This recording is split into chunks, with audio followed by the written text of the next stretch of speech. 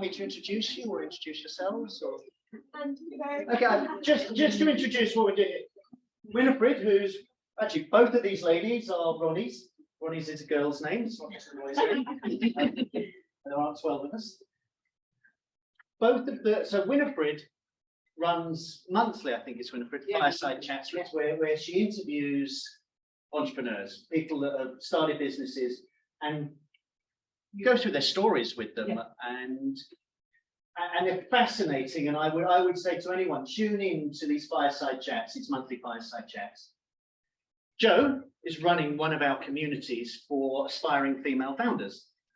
She's helping female founders where you can, as ladies, as a group, you can look at the different challenges that women have in starting businesses to people that look like me. But Jo's got a successful business herself. So we thought it would be a good idea to put two of the Ronnies together to have a fireside chat. Okay, thank you. Thank you very much, Simon. So like Simon has said, so my name is Dr. Winifred Soribe. My expertise is accounting, finance. I'm a trained accountant by profession. I do so many other things, and later on in the day, I'm also going to be making a presentation on sources of finance for businesses. So those at the back, is my voice loud enough? No? Okay, I'll try. Okay, so what we're going to be doing today is really having a chat with Jo. Now, the fireside chats are open in terms of, you can ask questions, but preferably for today, we will leave it to the end, the questions to the end. But what I'm going to do is really just have a chat with Jo, ask her a few questions, and then we can all learn from her story, what are the things she's got right, what are the lessons she's learned so far, because she started her business during the pandemic. So I do have a set of questions here for her. I hope you find it interesting. Like Simon said, I host this virtually every month online via Zoom. So it's usually the last Wednesday of every month. So once I have a stand outside the Founders Academy. If you're a member, you will be invited to this fireside chat. So we're going to start off, Jo. You can introduce yourself to the audience in terms of just tell us a bit about yourself. But really, we want you, just tell us a bit of yourself, then we'll start with the question. Yeah, of course. Hi, everybody. My name is Jo Joshi. I'm the founder of an online platform with dmcfinder.com. We're a very kind of a niche corporate platform, so it's kind of aimed at the corporate sector, connecting event organisers to DMC, hotels and tour operators across the globe. My background is kind of from a computer science background, so I've worked as a software developer for a few years, and then worked in the hotel and the DMC sector overseas. When the pandemic kicked in, I was on furlough, and the DMC, the hospitality market, the way it works traditionally is quite old hat, or kind of the way it works kind of really kind of by relationships and kind of not online, not very dynamic. And DMCs, when the pandemic hit, work on a commission basis. So as soon as this pandemic kicked in, they lost all their revenue for the whole year's worth, like literally overnight. So with the platform, I had an idea of a bit of a disruption in the marketplace. So we charge minimal rates for them to be on the platform, but they still don't. They can still kind of connect with global markets in one platform without paying lots of different markets across the globe to get business into their destination. So it's kind of I start off a small project, thinking if it works, it works. If it doesn't work, it's fine. I'm furloughed anyway. 2 years on, we have a team of 5 people working on the platform and over 1,000 suppliers on the platform globally, from North America to South Korea, in a nutshell at the moment. Okay, fantastic. Jo has already answered a few questions before I ask, but then, so let's look at, your early beginnings, childhood, stuff like that. Is there anyone, you think of that influenced you to be where you are? Did you ever think you'd start a business on your own, or, do you just want to? I think I've always kind of been a bit more kind of forward thinking, kind of thinking what can I do a bit differently. Childhood kind of I always kind of wanted to kind of work in the business sector, but I didn't really think about it. I was kind of wanted to work in computer science. I knew it was kind of the way forward with tech and the digital era. But I think having the pandemic, I've got young kids as well, so I'm married, got 2 young daughters, so it's super busy, super hectic. The pandemic gave me a bit of a chance to kind of think, actually, we're all standstill. travel events are going to come back, and I have so much time now to develop something new, which could kind of work in this kind of sector. That's kind of what influenced me, really, having that time to kind of think about what I want to do going forward. Fantastic. And one of the things, you know, because my area of research is in entrepreneurial finance, and so I do a lot of research and consulting work in that area. And one of the things, you know, while I was preparing for a workshop and just doing some research, I found out that quite a lot of people started businesses in the pandemic. And out of all those people, about 50 to 60% have taken that business even after the pandemic and have gone on to grow. So it's quite fantastic, you know, that you said you've been able to grow it to 5 people in your team, which is great. Now, in terms of DMC, now DMCs are not, you know, very common because to my understanding, it's more of a corporate kind of business. So if you want to just simplify what a DMC is to the audience, I think that'll be helpful. Absolutely. And then we can build on that. So DMCs are destination management companies, so the destination event management company. So if you've got an organizer for Google based in New York, planning an event in Singapore, they don't know where to start with hotels, transfer companies, entertainment, kind of venues for their event. The destination management company will look after and oversee that whole project and that their event is successful. Okay, so very good. Now, in terms of, you know, you've had all this time during the pandemic. Sorry, lady. Do you mind just talking a bit louder? They can't hear it. Yeah. Sorry. We can't use the microphone, otherwise people on Zoom won't hear. It's gonna be okay. backlash. Sorry. Sorry. That's all right. We can't use the microphone. It backlashes with Zoom. Sorry. Yeah. Sorry, I will try. Keep trying to be louder, keep trying to be louder. The problem why we cannot use a microphone is because if we use a microphone, those on Sorry, can I just suggest, we just centralize the seats? Yeah. Thank you. Amazing. Hello.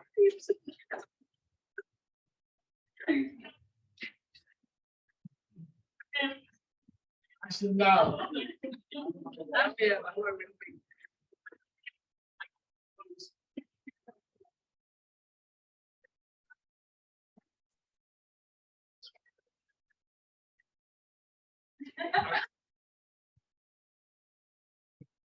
So now, going to what a DMC is and how it works. And the next thing is, traditionally, DMCs have sort of a very structured approach, but you know, they do have DMC. That simply means that, you know, before you can go up something. That's what my understanding. So while you're at home, you're thinking about what made you decide to use an online approach to start your own DMC business? Yeah, no, absolutely. Basically, because I was working in the sector 2 years before the pandemic kicked in, there was a lot of kind of gaps in the way we did. So initially, each team would pay £1,000 at each market to get business out of that market for their destination. So about £1,000 per market to get like 5 or 10 using a confirmed piece of business into that destination. That's £5,000 before the month even started. So what I did was kind of change it as a subscription model. So pay kind of quarter of that fee because global lead. So we'll kind of get like price companies from North America, from South Korea, for that DOC, and paying a minimal rate, also still growing and scaling their business as well. You're totally right, so over the pandemic, the travel and events is also, but I use that time as an opportunity to kind of like, well, how is it going to come back? And tech is the only way forward, everything's moved online, it's quite dynamic, and the teams want to get overseas in quickly. So they go to all these different shows, trade shows, get like tens of patients across the globe just to get new buyers in. On our platform, they are getting straight to 30 qualities per month because when they pay minimal rate, that includes travel, events and everything, and still get those quality owners of their business. Fantastic. I think what I think from there is, you know, basic approach is actually the focus on concentration. You're now, you know, typically, you know, the retirement housing help. You're now targeting for, okay? Because you can go on wide, you know, global reach of suppliers.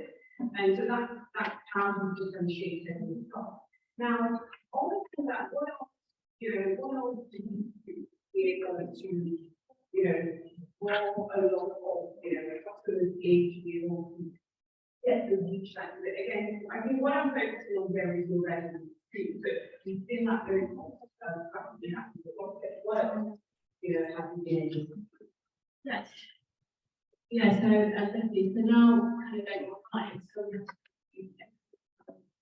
we've got our strategy built on every single platform, so Facebook, LinkedIn, Instagram, or I think on the platforms. So LinkedIn is kind of the best kind of platform for our business to put all of our products on LinkedIn. It's also can point out. So the UK tends to give them a position that work in the UK that does have this with DMC, and they also they buy the labels, so DMC.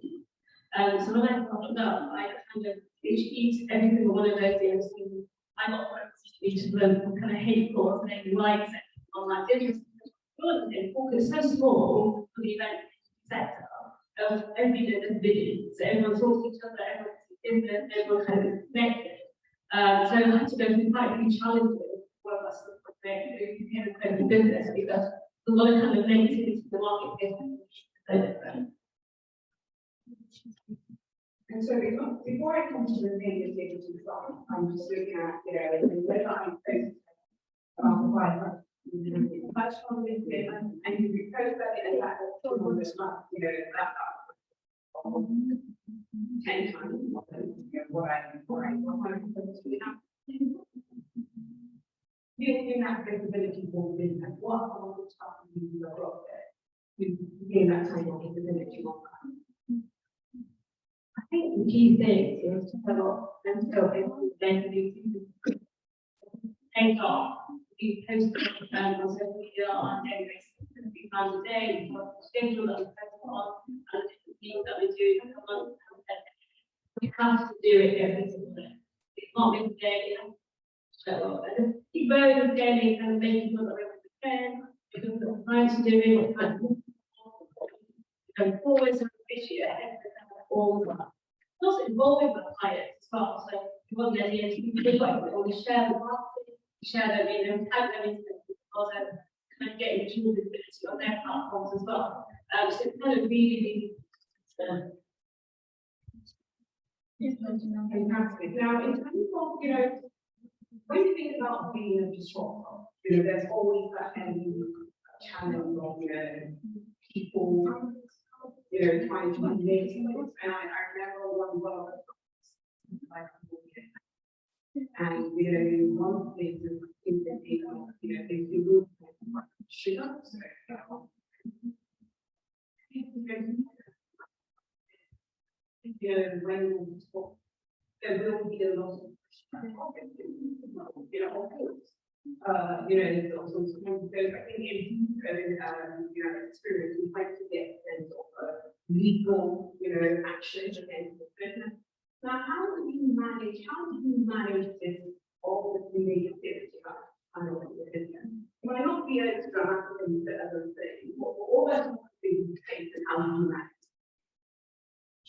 Yeah, absolutely. I think in the initial stages, you are a little bit testing back because it is an idea and all the pandemic, COVID, shut, blah, blah, blah. Actually, there was something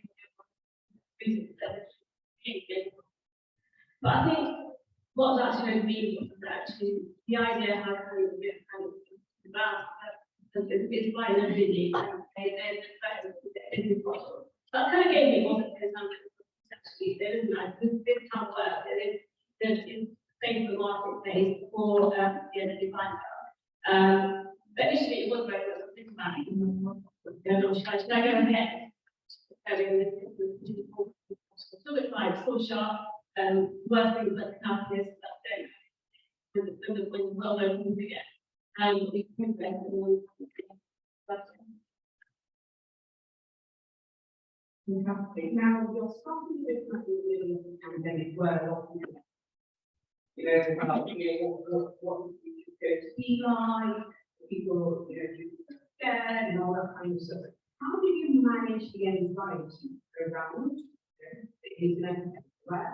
And how do you manage to start a business, in that kind of I think for me, I'm trying so like so like and also it was I was well, a lot of it was kind of hype me on media, especially with like actually building the kind of there. And so it's fine, I was just so bored that I had to do all the work and what they've done as well. So having all that time to do nothing, it was basically fine. Great time to play. It was at home, nobody's working. I think get hold of the buy-in, the buy-in as well. So on it as well, because it's fantastic. So usually events, everyone's out, set it like that. Then, or they can or they can stuff on the event. Have that time, everyone's in their office to have a conversation. It's quite nice. Yes, I do agree with you, quite a lot of time. Now, let's, this is a university, so quite a majority of students, so people still, finding either their degrees, they starting out on their academic journey, as an academic one's also on the lecture. As you get to the final year, few people are anxious, what am I going to do? What, how do I, do I decide to go and start my business, or do I decide to go and get a job? Now, if you think about it, you've been in the industry for some time, you've always worked. How did you decide on even a full-time job with the security it does provide to start a business, especially a disruptive one, which there's no guarantee will work? What was your first process? There are people around that are exactly thinking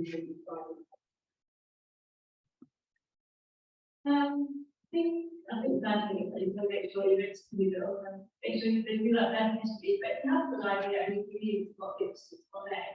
Go for it, because if you're going to do a lot of and I think buy it and you never do that. We just kind of give it a go, give it a push, don't look back. I think, you can go for it. Moving on to growing the business. So you started off in the pandemic, you now have a team of 5, which is fantastic. I mean, the pandemic was 2020, what happened in start? Yeah, so 20.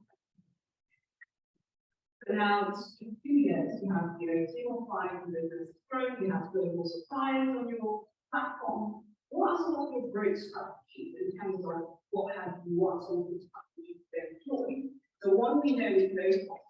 What options are we looking for? Are there any other strategies to grow the business? We did a couple actually, so I think on the journey, we've got to find the platform. Never going to be straight line. Like this, or with food, and some good strategies and concern and change and it's quite big.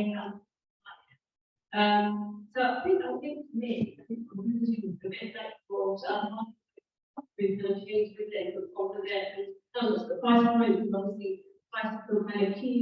I just kind of want anything checking what your customers want. If price want to, so that this kind of being flexible and kind of visit it. Thank you for that, because some of the podcasts, if you enjoy listening to podcasts, especially those who can be entrepreneurs, one of the things one of them like and that's the part that is quite popular in family. And people are interacting to what we're expecting. Sometimes, it might hurt you as a family there, but this is what I wanted. You know, it should be like this, but it's not, because you've got some behavior which most people do not be what they the behavior that sort of alluding to what Chris said earlier today, the behavior you observe and not what they say. Sometimes people struggle to find what illness to change direction. So what would you say to people, you know, in terms of changing direction? How often should they change direction? How flexible should they be in, you know, adapting to the way people are using their products and services? Very. I think you have to go with what your client wants, otherwise you're not business. On a growing scale, it's going to be a market going on as well. So very, very flexible, I think. Now, moving on to funding. Funding is something I'm very, very well, you know, like I tracked on now let's talk about funding, like what Simon said earlier, was that the first thing found is money. You know, yeah, money is very important for business. There's so many other things other than money, you know, that people use for the business. Now let's think about your funding so far. What are some of the forms of finance that you can get on so far? Just anything generally from funding.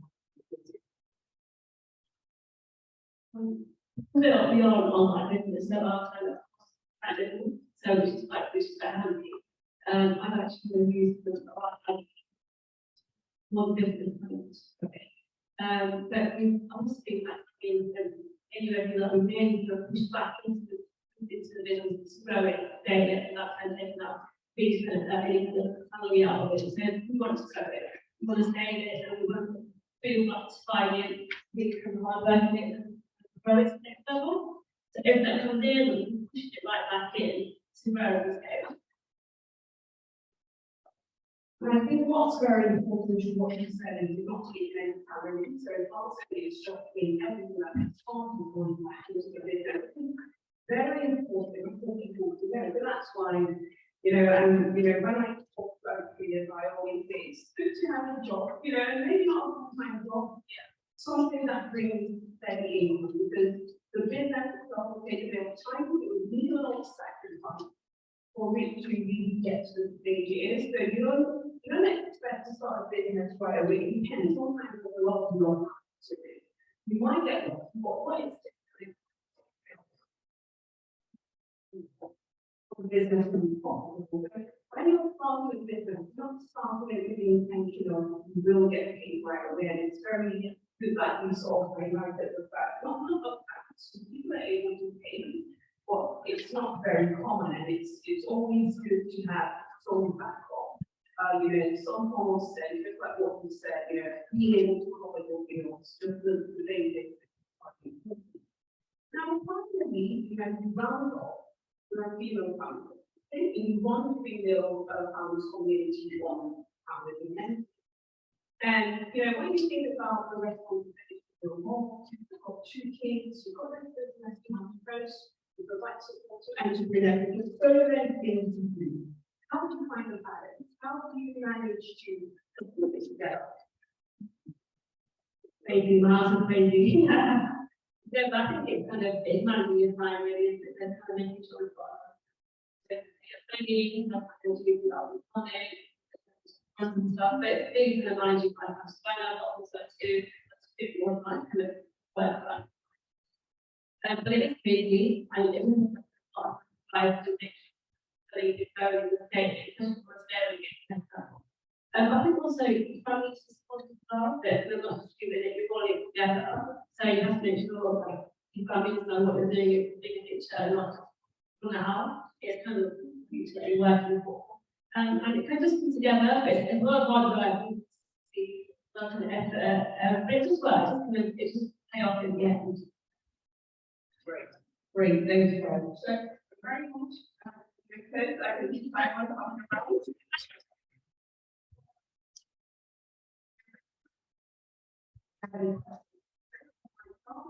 you're very welcome. Any questions?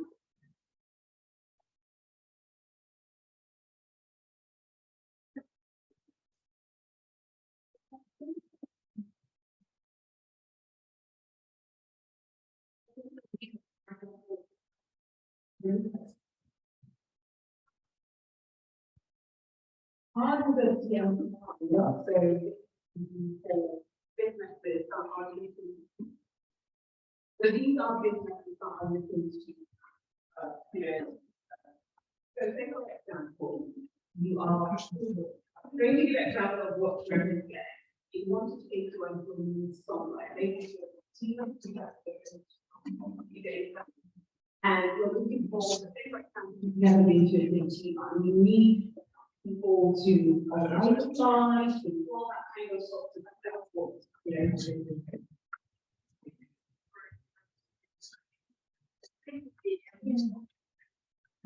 Eventually, next event organizers for the client, destination event like in that destination, for how it's a big program. DNC and organizing concerts, hotels, events, restaurants. Need while the delegates are there. So it's very neat. Yeah, businesses. personal connection within the company, or did you feel this connection after you found this? Yes, so we've got some business clients that we've had before, as well as from after. I think, Let's come to the front, guys, because we're going to have to. For example, if somebody wants to set up a business, the person doesn't have any business idea. How and why the person has to, how you go to set up a business? Because you have already have a background, and the person doesn't have no background at all. So how is interested in a particular thing? The person doesn't have a background. How is going to start? If you log onto our community and we help you on those steps.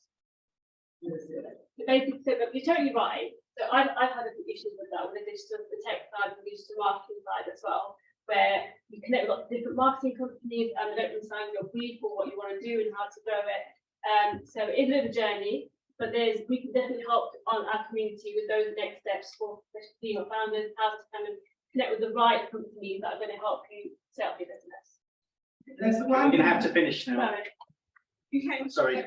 Joe hasn't stand up. Okay. So we're done. One quick thing, Simon. So Let's turn the mic on. So just so that we know, finally, I host myself, I'm the host, but I have a team of people that support me to make the fireside chats possible. Karen is here, Amara is here as well. Simon is a regular attendee, but the fireside chat are hosted every last Wednesday online via Zoom. This is the first time we're doing it in person. So if you want to attend, you join our community, it's free for you to join. And on there, you will see the fireside. It's usually held on the last Friday of every month from 6:30 p.m. to 7:30. Is there a Zoom link, or is there somewhere that, where do they find out about it? They can find it out on Founders Academy. So you have to join our community to be able to. So if you go to the Founders Academy outside, there's a QR code you can scan to get in. We're going to have to finish now. I'm sorry, but thank you, ladies. Thank you so much. That was best.